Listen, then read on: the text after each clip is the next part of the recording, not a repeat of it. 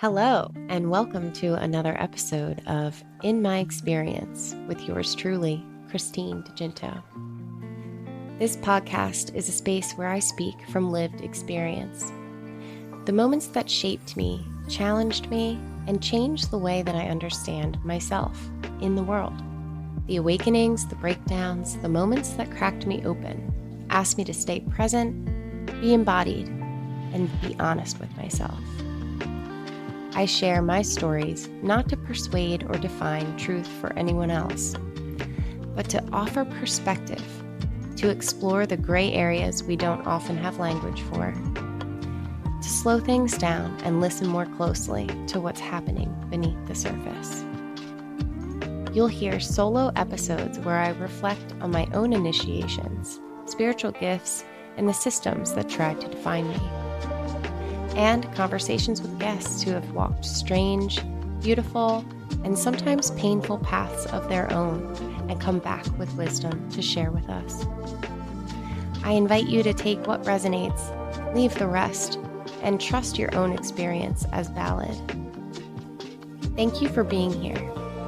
This is In My Experience. Hello, I'm Christine, and here we are again in another episode of In My Experience. Today, I'm sitting down with a friend from school, Bobby Eppleman, to talk about the messy, meaningful, complicated path of becoming real in our lives. Bobby is a speaker, a teacher, a husband and father, and someone who has walked a long road from achievement-based identity and alcoholism into vulnerability, therapy, and connection. Before we dive in, I want to say that this conversation happens inside mutual consent. We are sharing our lived experiences, our perspectives, and what we've learned along the way. Nothing in here is advice or prescription, just reflection.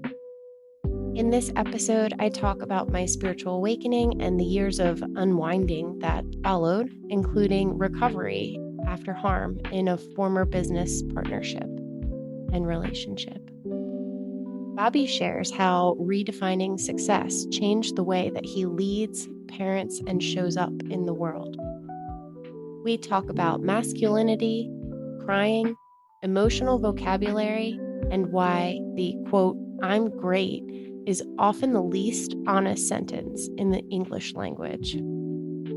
If you are someone learning how to be seen without armor, this one will meet you right where you're at.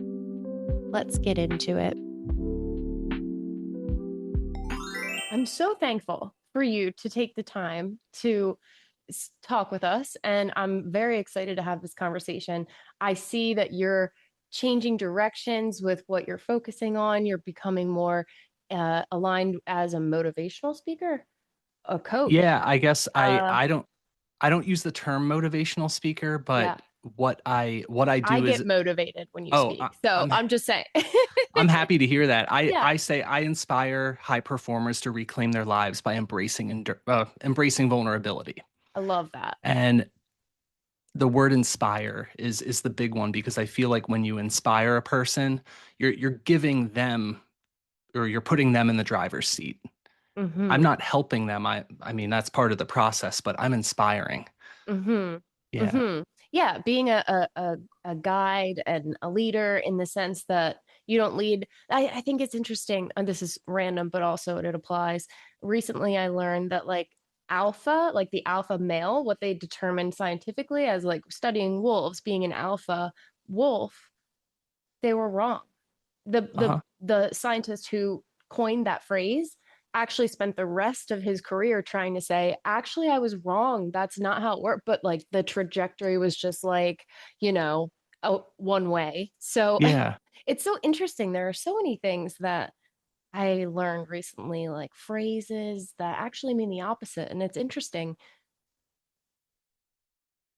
It's fascinating to me how things can be taken out of context. A little bit before we started recording here, I told Bobby sort of in the way that this works and how I tell everyone, if you ever feel like you need to take a break or you need to use the restroom, something happens, no worries, I can edit things. And he was just like, yeah, I don't need that. Whatever comes out, comes out. I'm me right now. And I was like, I love that so much, but we didn't capture it on video. But so Bobby, tell me a little bit about what has been going on for you in recent times and how you got here. Yeah, so I'll give you the whole rundown. For most of my life, achievement, it wasn't just something that I did, it was who I was. I was an all-American athlete, I was disciplined, I was like the guy, if the game came down to the wire, it was on me. And if something felt off, I never talked about it. I just got the job done, I worked harder. And for a long time, that worked, but when sports ended for me, the structure it made that achievement, like how it felt safe before, that all disappeared. So I ended up doubling down. I just stayed busy in life. I just stayed productive. And because achievement had become the way that I functioned and felt secure, it was the way that I stayed ahead of not having to feel anything. Uh-huh. um, Eventually that achievement, it just stopped working and I couldn't outrun it. I couldn't outwork it at that point. And my mental health had reached a point where I was really suffering. And I realized I couldn't keep doing it alone. The boldest decision I ended up making in that process was just not to push harder, but to start opening up to people. Mm-hmm. I found a therapist. I started opening up to friends and family about just how bad things had gotten. And I really leaned on my wife when I couldn't lean on myself, which I Mm-hmm. wasn't used to doing. I wasn't used to having someone that I could be vulnerable around. And in doing that, that is how I feel I really chose to take charge of my life, and I decided to live at that point. I'm Not by so, it's so beautiful that you're describing the vulnerability you shared with your wife. And I find it so, so beautiful and necessary. The combined energy and effort, like when you truly have a partnership and the masculine and feminine aspects, and that is like how it's supposed to be. Men are supposed to be vulnerable. And it's such a sin that had the programming that you all have received and how people, a lot of men process internally things that are going on with themselves, and little do they know how they're not alone, but nobody talks. Men don't talk about their feelings. And it's sad. I'm Yeah. so thankful that you do. And you took that majorly courageous step to open up and found the connection and joy and are able to, like, hold others in that now too. It's so beautiful. Yeah. Yeah, coming back to what you said about the alpha wolf or even the alpha male, we take on these roles as people through our Mm-hmm. lives. And I Mm-hmm. know as a male, being strong and being aggressive and being, you know, taking charge and initiative, that's just not who I ever was in that way. And Mm-hmm. I think we're coming into a time now where men can be assertive, men can be powerful and strong, but it's not the way we thought it was before. I think Mm-hmm. it comes from more of a place where vulnerability is the driver in that Yeah. case, and we are uh, starting to hopefully play our part a little bit more intentionally, a little bit more effectively, rather than just following the age-old rules of how we're supposed to behave. Yes, absolutely. And along the lines of finding people and mentors and having that exist in your reality, it really helps to spark other people, and how important it is to have men in roles where they can inspire that and hold that true masculinity of just like holding what is and bringing into reality, like grounded action. I feel like that is actually what masculinity is, and I feel like we have collectively been programmed to believe it to be like oppressive and dominating and controlling, and like, it's like the negative aspects, but like truly it would be someone, for me personally, what comes to mind is Dr. Swimer. Hmm. I asked him if he would be a guest on the podcast to speak on exactly that, because I think of him as such a, I've had some difficult times, and I would ask myself, is everything really like a nightmare? Like this could be a nightmare. This reality could be a nightmare. My life could be a nightmare and the world could be a nightmare, or it could be the opposite. And all Yeah. I have to do is find examples of like why I believe that it's truly good and beautiful. And I would think of people in my life that made me and others feel safe and uh just awesome people. And he was one of them. I saw him one day at Home Depot and I was like, this Yeah. might sound weird, but I've had some tough times recently, and when I try to think of good people in the world that exist to make me believe like this actually is good and I can trust and everything is beautiful, and you're one of those people.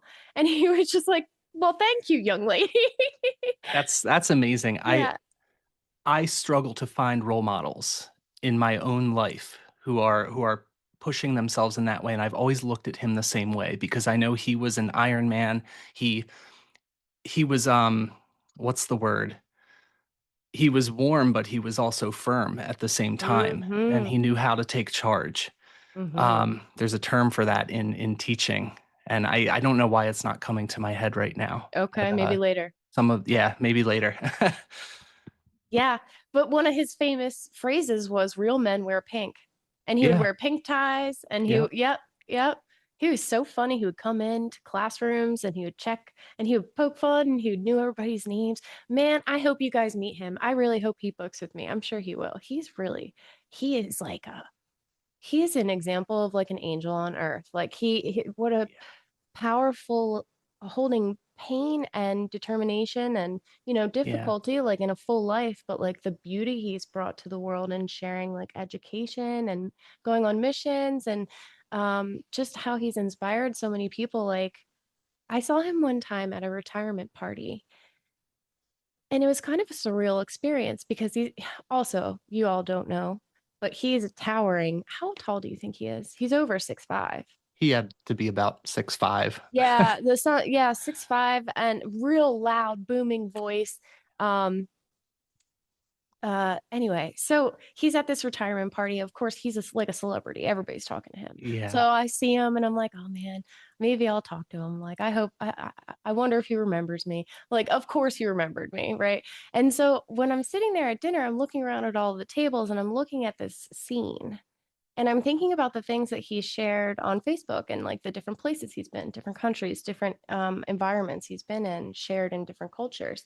And I'm looking at this scene where it's like, not to discredit this person's achievement in their retirement party, but like it was a literal banquet, open bar. We paid for the open bar, by the way, like we were a sponsor. So it's like, I'm looking at this and I'm like, what the fuck? What is this? yeah, Like there's so many more important things in the world and experiences that like I feel so shallow. And then I was like kind of ashamed of myself. And that might sound weird, but it's sort of like I think everyone should do that more often, probably. It's like reflecting on like in an empathetic way, like what else could be my existence right now and what other people have experienced and allowing that to open your framework of what matters and what to focus on. And so it's been an interesting experience. And all of these people in our lives are they're very intentionally. yeah. Yeah. And the It, connections we share. It's fun. yeah, and what I'm hearing you say is, he was such a healthy model for what a healthy relationship looks like between an adult and a child, as well as how we should be interacting with each other, and Mm-hmm. to be at a party like you were, and to be really seeing that, um, that just shows how important relationships are and how important it is to show your true self, to be Mm-hmm. vulnerable in those situations. It sounds like you were allowing yourself in that moment to be vulnerable and say, wow, the relationships that I have here, and the way they make me feel, Mm. have really done something to me. Yeah, it's life. I hope people regularly ask, why am I here? What am I really doing? Am I doing enough? What Yeah. could I do better? And not in a pressure way. not in a way that we internalize and we say, I need to be doing better, I'm not doing enough. Like all of there's a balance, the balance Yeah. between, and it's hard to find. But I saw something recently, and I've known this, but the way that she described it was beautiful. The synchronization, how synchronization works in heart cells, brain cells, pendulums, whatever. Like you could have it clicking all different times, but eventually, because of the tiny vibrations in time and space, they all Yeah. start synchronizing. And it's very important to have the collective energy open and synchronizing in a positive way, to the best of our ability. Yeah. That's beautifully said. Thank you. I don't even know what I just said, but Well, you'll get it on the it just playback. it goes like that. So I don't know what happens, but yeah, tell me more. All right. So if I'm jumping back into it, because I think we were right in the middle of like where I was when I was starting to turn things around. Hmm. Um, that moment that I chose to live, it wasn't just by trying hard and just trying to fix things. It was letting people in. And that choice, it reshaped everything in my life. It took almost a decade to do it, but my marriage, the way that I started leading, um, and really the way that I defined success. Um, but the one thing that never changed is I never stopped trying to achieve. And you've gotten to follow this journey. And it's been such a blessing to be able to follow your journey as well. I didn't stop achieving, but I did stop isolating, both emotionally and physically. And for anyone that's ever isolated, we know that that really can dig us into a deeper hole when we're suffering with depression, substance abuse, and it pulls us away from those relationships even more. And it can be a lot harder to get out of trouble, I guess, if you find Hmm. yourself there. So that was one of the greatest things that happened, and that vulnerability ended up becoming this foundation for me, in building relationships and teams, the way I approach the family life. And when I began sharing my journey, um, I really started to see how high performers like ourselves were stuck where I had been. They look successful on the outside, but they're so disconnected on the inside. And today I get to share my story, share my experience by teaching people to embrace vulnerability so that they understand what real connection feels like, and they don't have to go through life suffering. Hmm. Yes, yes, because we're not alone. That's why we're all here together. Yeah. Really, I mean, otherwise we'd be alone. Yeah. So, Yeah. I know. And I don't know, can you answer this, because I know I can for myself, but was there a time in your life when you felt like it was just better to be a loner, and you realized something from that? uh, Whether it was better or worse to be that way? I would say after in May of 2021, I had an abrupt spiritual awakening, and I've talked about that like several times because it usually comes up because this it was a major pivotal point, Yeah. which that is when I really felt like I wanted to be a loner. I did not want to be around other people. Things were really wiggly. It was uncomfortable for me. It only took about 5 years to unwind and be able to comfortably say that's because I'm a shaman. Yeah. I wasn't crazy. There's nothing wrong. I'm just able to see things on that level. See, hear, feel, smell, etc. So Yeah. there's nothing wrong. But yes, I felt like I wanted to be a loner. I would rather to be connected with nature and animals and like plants. And then there was that felt good for a time, but then um yeah, I felt like it was really important for me to be normal and like go out and like do things because it is, right? But it's okay to have like smaller groups. You don't have to like open yourself up to like, you don't have to be on a podcast or make a podcast. You don't have to speak in front of people if you don't want to, but like opening up to your family in more honest ways. Um, I mean, like, how does that happen? It could be intentional. You could get like cards. Have you ever seen these like decks of cards. They're like flashcards where you can ask questions, and it's for specific topics. Like it could be for family, it could be for a relationship, it could be for like sex, like it could be whatever. And Yeah. like you could do that kind of thing. Yeah. Or it comes out in like you just have an emotional outburst and then you're able to like actually explain yourself because other people are seeing signs and Yes. eventually you have to talk about it. So I mean, you could either be proactive or you could exist and pick up on signs and hold things in, or, it's hard to compare. But I'm kind of getting off track. That's Um, okay. yeah, It's good because I've enjoyed watching your journey from where you were, and I watch from the peripherals. It's mostly through social media, yeah. but if I'm correct in asking or saying, were you working through a lot of trauma at one point to get to where you are now? Oh yeah, it was like built up stress because I didn't have a great relationship. It wasn't balanced. Our workload wasn't balanced. Our communication wasn't good. There were things amiss, things that didn't add up. It was really stressful because then eventually, like, I mean, it was better when I worked on my own. I always had my own job, Hmm. and I managed like the household and the kids mostly. Um, and but then eventually I started working in business with my ex, and it was really things didn't make sense. The more involved I got, the less I understood what he was doing, what was happening. Nothing made sense. Like he wanted me to be a partner, he wanted me to run everything and do everything. He said, for our wills, we wanted to get things like the plan for our wills after we had our daughter and just normal things that a married couple does. And the question comes up, well, what do you want to happen if something happened to you, if you were to die? What do you want the business? He said, I want her to run it. Well, okay, if you want me to run it, then you should probably make me part owner.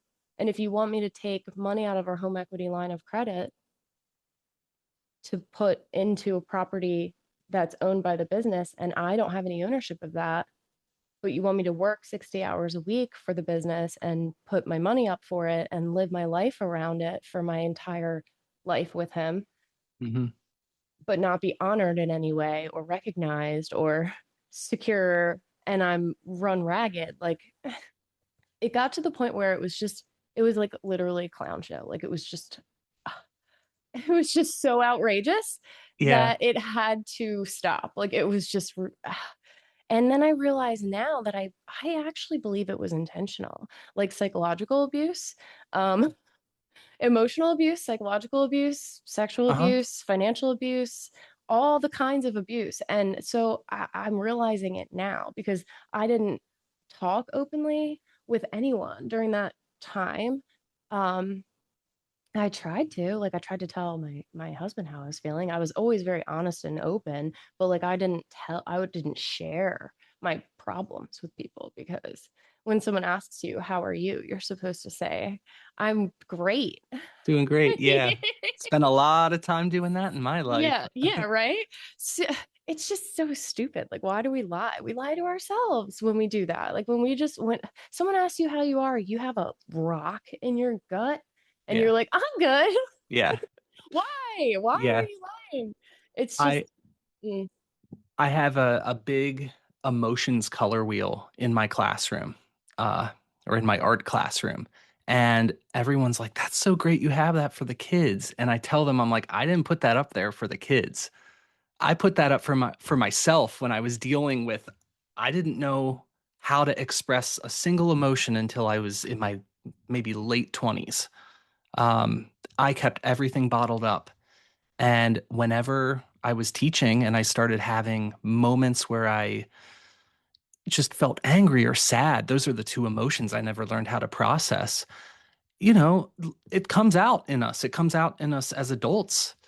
And yeah, I was like, this is not a way to show up in the classroom here. So I use that chart as a tool to allow myself to say, I feel really angry right now, but what flavor of angry do I feel right now? Am I frustrated? Why am I frustrated? Oh, because I feel like I just got betrayed by this kid, and that's bringing up feelings from childhood.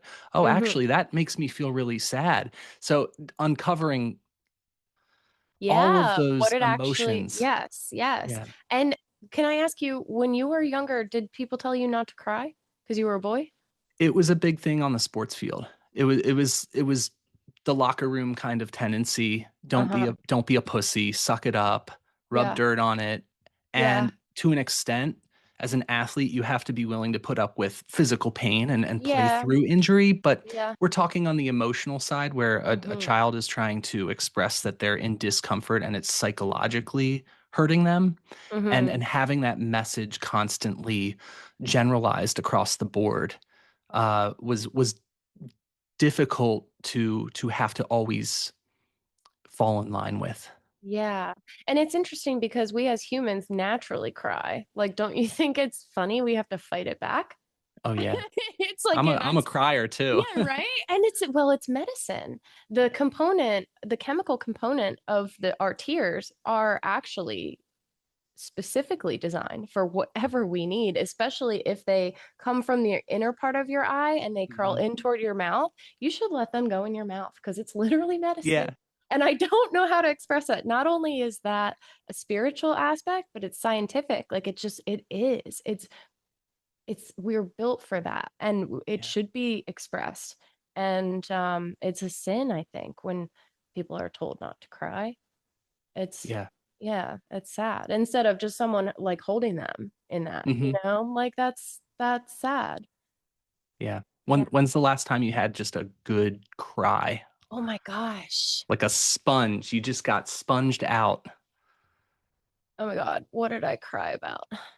I cry almost every day because something will make me cry. Like, but it doesn't last long. You know what I mean? It's just, Yeah. it's like joy and sadness, like whatever. Oh But yeah.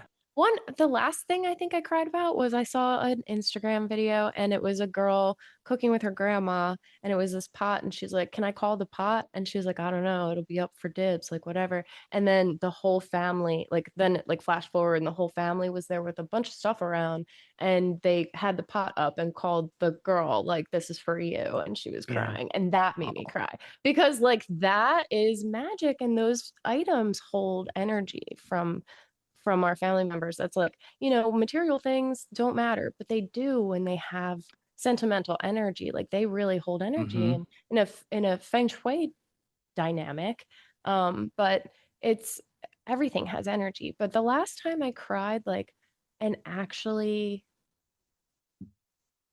really started like wailing and crying was I had to suddenly cancel a trip that I had planned and I was disappointed. And Yeah. then I had to let that disappointment out. Uh-huh. But it's okay. It worked out in my favor. It was just sucked. I'm Um happy to hear. yeah, yeah, it's yeah. Maybe another time. I had a trip planned to go to Puerto Rico, Hmm. and I was going to go for a workshop to learn how to build cob structures, and that's the direction I would like to go for my own home. Like, I don't want to buy a house in Chester County and have a mortgage. I want to build a home from the earth and have several different homes in different areas of the world. Like I don't want, you know what I mean? So I'm trying Yeah. to learn how to do that because it would be much cheaper if you did it yourself. So first of all, I need to learn. And that's how I do things. So I had planned to go to a workshop and then suddenly my daughter had some issues. She didn't want to go to school. She had some truancy issues and was having a tough time. She's a manifester though. If you know Hmm. anything about human design, like her energy isn't consistent. She sometimes needs rest cycles and she's growing and and I'm home. So I was like, I would like to homeschool her. And if I Yeah. homeschool her, she could come with me to this workshop and she could do her online school and learn this and experience, that's how I want to live. But my ex did not want that. So then he made some emergency orders, and then the judge said that I couldn't take her. So Oh, it was yeah. and it was the day before. Yeah. Uh-huh. Yeah. Oh So it was, gosh. That yeah, must have been a difficult moment. it was rough. It was really rough. Yeah. But it's okay because I was able to let it out. Yes. That's The why I let it release is out. important. Yeah. Yes, yes, because it was like that's not normal for me. I don't usually like get extremely emotional, but I do like I'll have tears. And they Hmm. come quickly and they leave quickly and I just let them come and go and it's Yeah. okay. You Yeah. just move through the emotion, it Yeah. passes, and then you don't have to hold on to any other excess garbage Yeah. afterwards. Yeah. I actually it's reminding me of a story that I posted yesterday about a Native American tradition where they'll gather stones, specific stones, and identify them with their trauma or what they want to release. Yeah. And then they'll go to the water and throw those stones intentionally, releasing that. And then they hold the last one, keep that as a reminder of what they released. And that it's actually like more effective than talk Yeah. therapy. Like, There's a lot of power behind that. And I've yeah. seen that in various forms too, like release meditation where Hmm. you're thinking the thoughts, or in cognitive behavior therapy even, like Yeah. actively intentionally releasing the thoughts and watching, putting them in a boat. Oh my gosh, you're bringing me back to some of that. Putting it in a boat and watching it sail down the Yeah. river, and your problem is going down. It sounds all woo woo when you don't know that world, but when it's all you have to grasp onto to get through that hard time in your life, you're like, I'm willing to do anything at this point. And Yeah. it actually does really help a lot. Yes, yes, because we are so powerful in our intention. And when you visualize that, you use your imagination, that's Yeah. real. That really is. Your imagination is what you can draw from to help you feel how you want to feel, Hmm. right? It's just it's interesting. You can let it get run away and kind Yeah. of terrify you and get paranoid or self-critical, or you can let it surprise you and take things away that you didn't know you had. Yeah. Yeah. Yeah. It's fun. Like children do. Kids Oh, can I do know. that, you know? I just Yes. I love observing their imagination and the way that they think and act. It's just so funny. It's And just that's so my funny. my favorite age is kindergarten to Mm. teach, Mm-hmm. because they do not get offended by anything. Yeah. And they won't turn a cheek to something that's happening that would normally make everyone go, ooh. They get bumped into, they don't apologize, they're just like, oh, okay. They hold their own space, they don't get offended. I had a student last year, he was drawing in class and he just yells out, what the fuck? And not one kid in that class, in that kindergarten class, turned to see what he said. Well, they're probably used to all their parents saying. Well, yeah, well, that kid was, because when I went to him, I'm like, hey, bud, do you know what you just said? Because the other kids were like oblivious to it. And I'm That's like, do you know hilarious. what you said? He's like, yeah, my parents say it all the time. Oh And my I'm like, okay, gosh. bud, well, in here, like I had my kindergarten teacher voice on, Yeah. but it just, for me, I'm like, that is so raw human. They haven't been intercepted by, the judgment train yet, Mm-hmm. where they're going to Mm-hmm. start acting a certain way and showing up a certain way based on how they think others want them to show up. Yeah. Yes, definitely. For a little while, I was a swim instructor at a kid's swimming place. It was fun. I did it last winter Hmm. because I had the time during the day because I've not taken a job like a, 9 to 5 with someone else. So I was like, oh, I could just do that for a couple hours, Yeah. be in the pool, get some exercise, and watching the kids experience something that they're not sure about, but they take the risk and then they succeed and how proud they are. Yeah. It's like magic. Like that energy is so powerful. It's kind of like that's what powers the world, you know? Yeah. It's so fun. I love that. And how adults when working through their inner child stuff can when, on the healed end of the spectrum can allow that in and go have Yeah. fun. Like I can't tell you how many crazy stares I've gotten from people like over the years at a playground. Like I'll just run around and like play on the playground equipment and like, play with the kids and stuff. And I people are could see just you like, doing that. yeah, Yeah. like I'm like so weird. I'm like making dinosaur noises. Like people are like, what is she doing? But who cares? Because we were here to play. So, I mean, it's just fun. But Well, here's to bringing out the inner child in us every day. yeah, That's yeah, awesome. yeah, it's fun. Except for sometimes, now I'm homeschooling my daughter and um she'll want to do everything with me. And we have this awesome space in the basement that's like a gymnastics and area with half of it's art and half of it's like gym. Uh-huh. And she'll want to go down there and I'm like, can you please go down? I'm like doing the dishes, I'm cooking, I'm doing whatever. And I'm like, I'm not a kid, I can't just play. And then I'm like, I shouldn't say that, you know what I mean? Because I can just play, like we can Yeah. just choose. I could just say, you know what, I'm going to stop doing the dishes and go down and play, or maybe she can help me do the dishes and then we can play together. It's like there's always a way. But yeah, we have to get away from that mindset of like, I don't have time to play. I know. I have work That's to all we do. do have right Yeah. now. Right? Yeah. Yeah. Yeah. That's how I But feel. I keep cutting you off with your story. I'm sorry, Oh, Bobby. it's I'm like okay. winding all over the place, but Oh, I feel like these are the best types of interviews or podcasts or when you you speak on the topics that you want to speak on, but you draw in the connection of what your brand is or your beliefs are, and you mesh those together because I think that's the content people want to hear is how do you come into everyday situations in life. mm-hmm. Mm-hmm. Yeah. So tell me a little bit about, are you still pursuing art? Like, do you do your own art or you get your fill at school? Tell me about your art world. So my fill at school is different than the fill that I get from making art myself. Yeah, true. One thing that I realized later on is when I quit drinking, I jumped right into this identity of I'm an artist. I'm going to make it my career. And it became a healthier obsession for me. Yeah. And while it is a healthy thing to do, I just I was so lost with knowing who I was because the only thing I thought I was an athlete.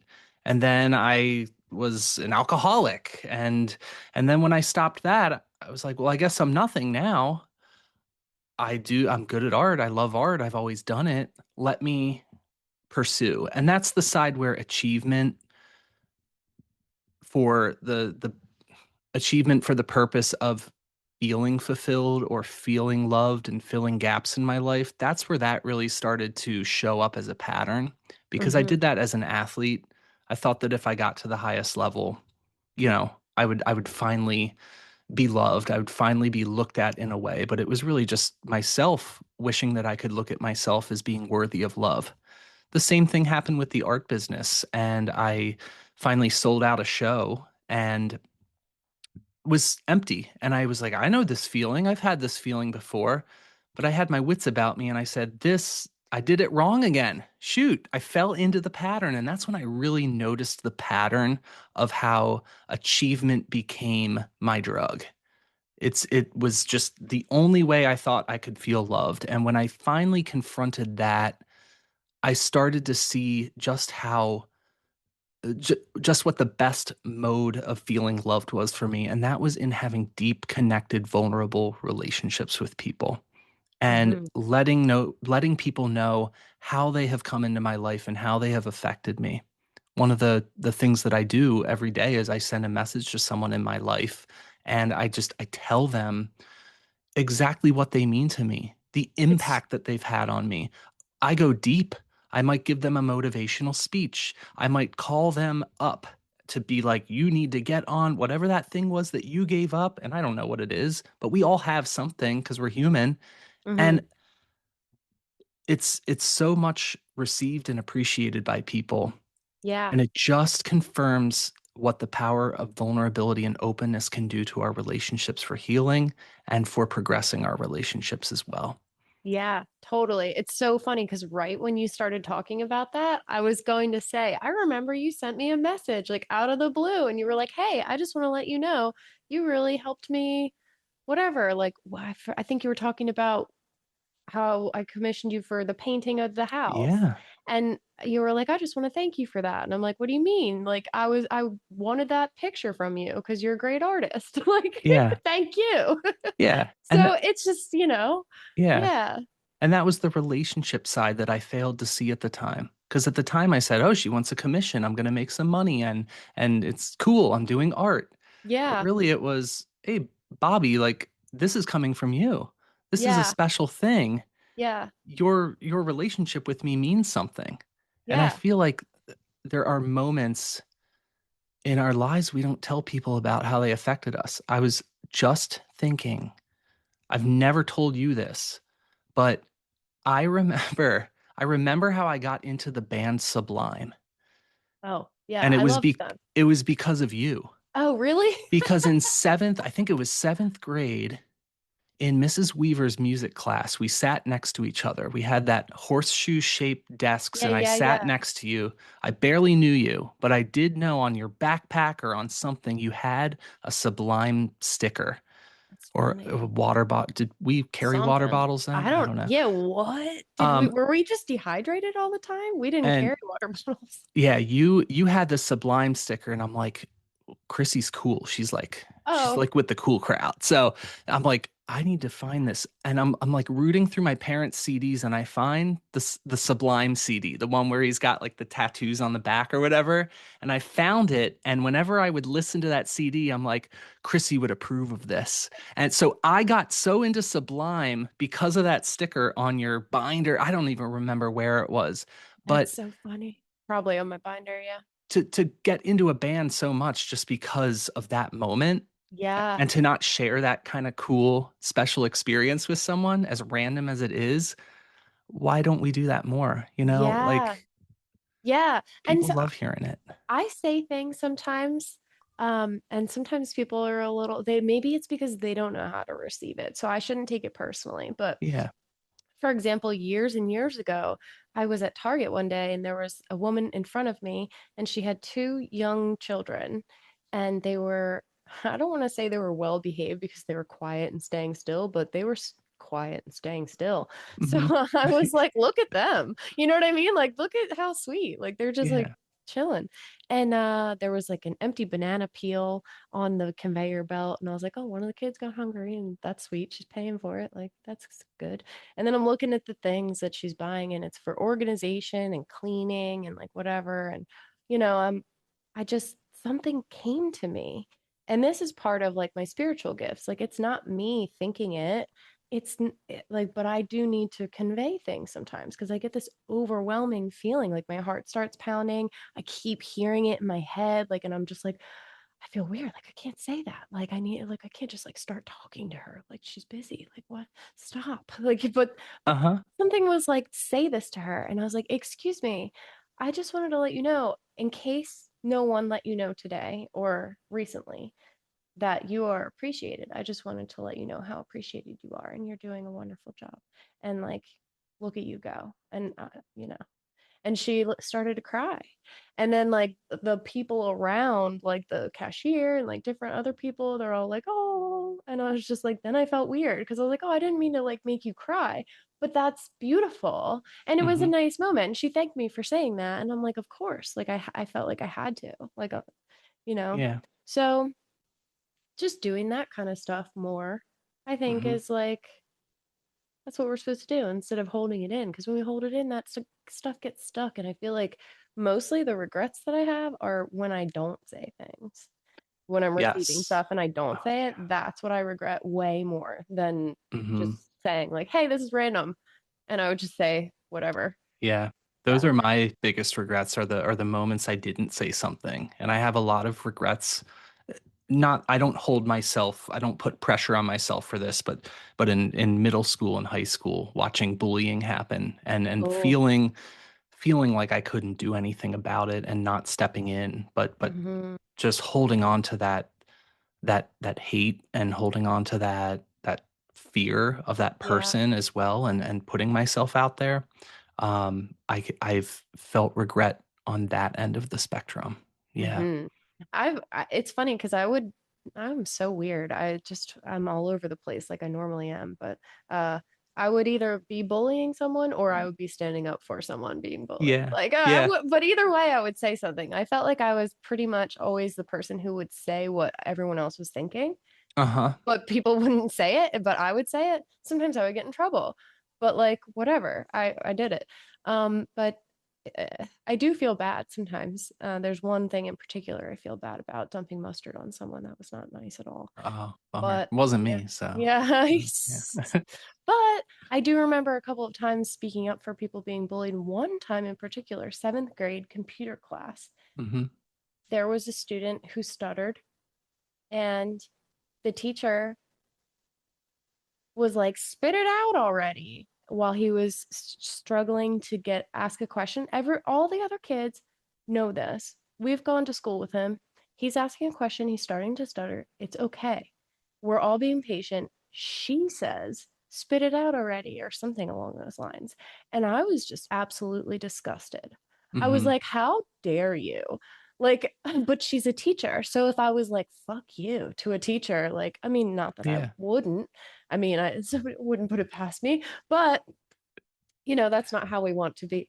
But yeah. And then years later, I reached out to him online actually, and I told him that I remembered that and how Yeah. I felt so sorry that I didn't speak up, because someone should have spoken up and how horrible that was. And that I was very happy because he was coming out about how he overcame his stutter, like Uh-huh. he was like did interviews or was on a commercial or something along those lines, and he shared it, so it was open to talk about.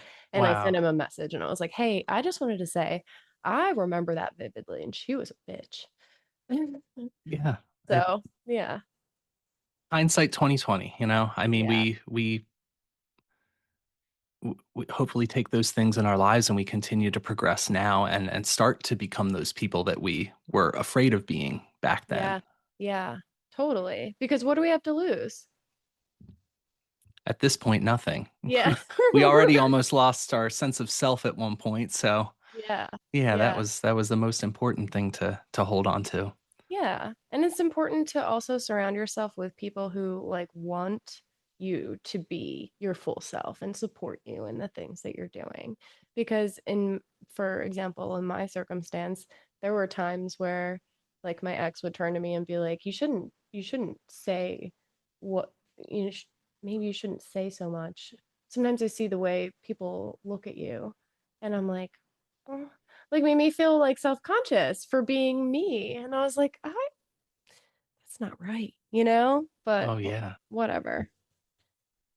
Yeah, That's why they're an ex. But we just move on. We find different environments. If something's not comfortable, just recognizing that and knowing that you deserve to be recognized and supported, and there are good people who want to hear what you have to say and think you have good ideas. And if you're not around the right people right now, it doesn't mean that you can't be. You just might have to let some things go, and it's a tough transition, but it's always worth it on the other side. absolutely it is. Yeah. Yeah. So tell me, are you getting into this with one-on-one coaching, or are you doing like group things? I'm not getting into coaching. So Okay. that is like I've considered it. It really, my gut is like I don't want to coach. I don't want to learn to coach yet. Right Um, now. I don't think you need to learn. Oh, okay. Yeah. I I think guess I think I that you could be. I'm getting strong coach vibes. Oh, Like you good. totally Yeah, can have like one-on-one containers that people yeah. work with you for specific stuff, or are you not leaning in that direction? Currently not leaning in that direction, and that might just be due to limiting beliefs that I have. I'm really taking it one thing at a time, and with the Hmm. speaking that sort of came to me, and I Mm-hmm. realized just how much I loved the performance part of it, like as an actor or a former actor, and Mm-hmm. as an athlete getting ready for the big game, it feels exactly the same. So it's like the best of both worlds for me. Mm-hmm. And I mean, I noticed that once I did a couple of talks and I was like, okay, I'm cold pitching all these people now and they're not responding. How do you compete in the business of public speaking? And Mm-hmm. I'm now in a mastermind, an 8-week mastermind with Jen Gottlieb, who is a phenomenal speaker and business owner as well. Um, and in this cohort, we're learning how to build out our keynotes with going from, for me, a 20-minute talk to a framework that sustains 45 minutes to an hour and aligning our messaging, aligning our branding. You've seen more from the social media side for me because that's a really great modem for me to express myself. And I love the Mm-hmm. artfulness of doing it. And I really love the challenge of like, how do you go viral? How do you create your own space or community here?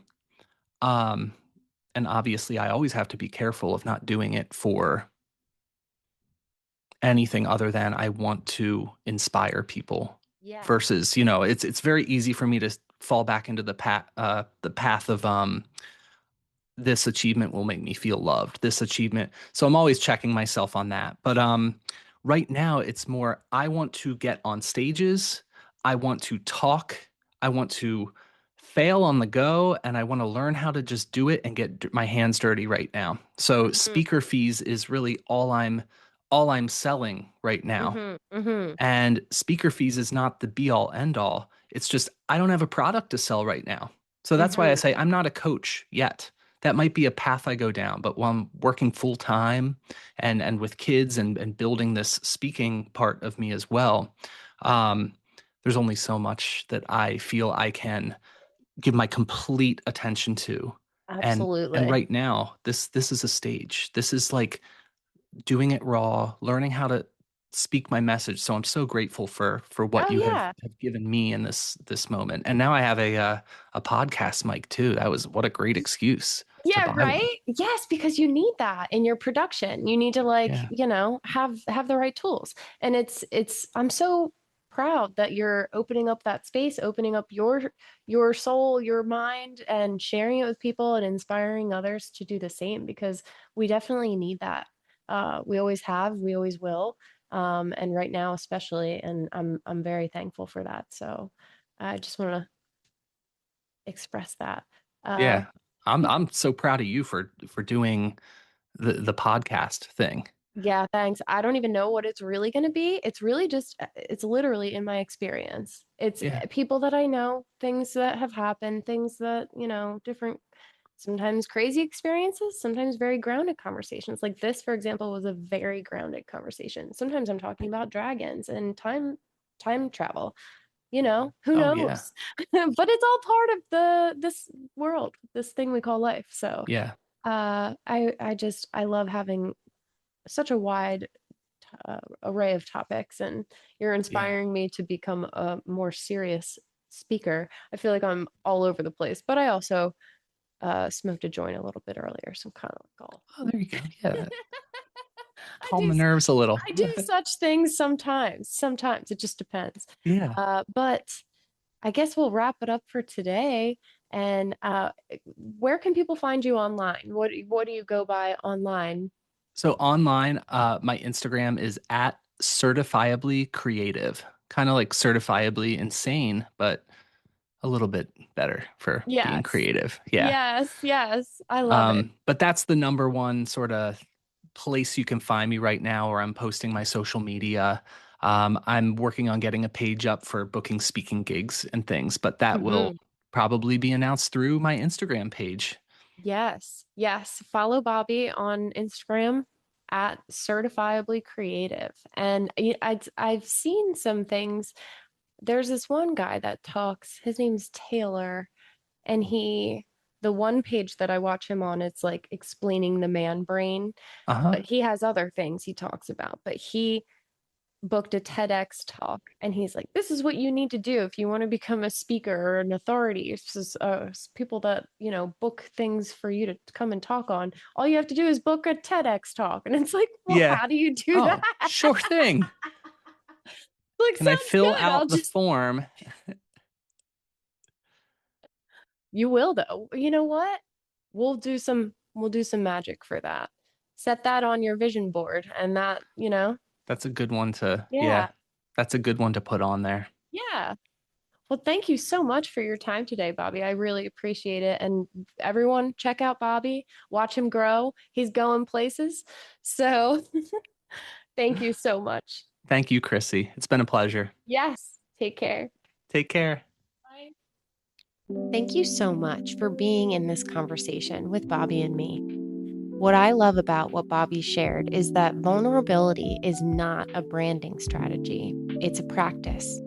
It's daily, it's sometimes inconvenient, and it is what it takes to make real leadership possible. If something in this episode opened you, softened you, or helped you name an experience you've been carrying, I would love to hear about it. You can connect with Bobby on Instagram at Certifiably Creative to follow his speaking work and what he's building next. You can find me at Hyacinth Healing, where I offer spaces for integration, Akashic insight, and deep witnessing for people walking complex paths. If this episode felt important, share it with someone that you trust. We grow stronger together by telling the truth. I'll see you in the next one.